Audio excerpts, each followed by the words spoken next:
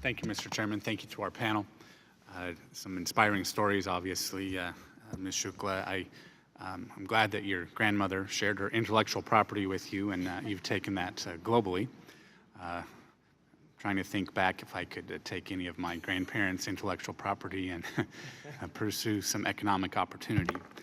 But this is such an important topic, and what I like about technology, digital technology, is the opportunity it presents consumers through utilizing so much of the technological infrastructure that's out there and market opportunities, but also entry into the marketplace for the little guy. And it's just, I mean, the stories are many, and I don't want to take up my time describing all of those, but it's just truly amazing what we can do, what the little guy can do to access the world, as Ms. Shukla has certainly spoken very well about. The empowerment of producers, and when I say producers, I happen to mean agriculture producers, as a representative of the largest agriculture district in America, where producers themselves have been able to be more efficient for the world marketplace.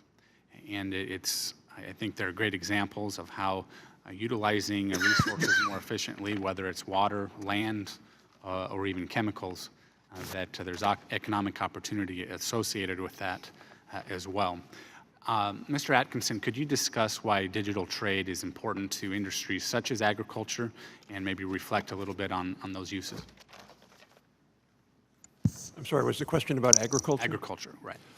So one of the dynamics that's happening in agriculture is we're moving to smart agriculture, precision agriculture, both on the sort of the biological side, but also on the IT side, where farmers now are planting crops and the ability to know down to actually the square meter, each part of land, does it need a little more water, a little less?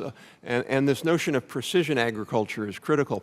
But to really maximize that benefit, you have to have large data sets. And one of the things that's going to happen with agriculture and many other industries is what is called machine learning or cognitive computing or artificial intelligence, where we'd not just learn from one farmer, but the ability to have a lot of farmers together. And again, the data would be anonymized, so there would be no risk to an individual farmer.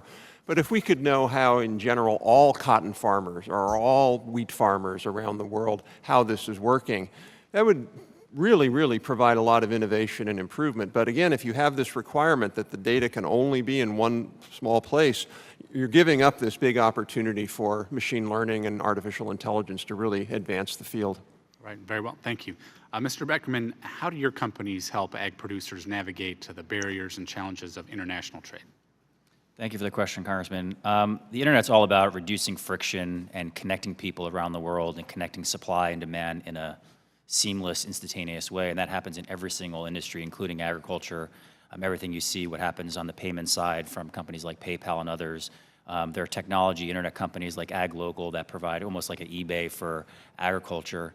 And what you see in every single industry, including agriculture, is our companies and the industry and digital trade is just making it easy, cutting out the middleman, and making, you can focus on farming and reach customers around the world. All right, very good, thank you.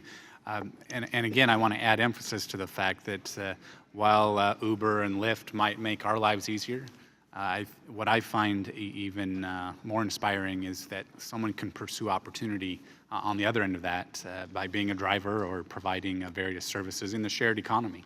It's certainly the way of the future, and I find it exciting and inspiring, and I'm glad you're here today. I yield back.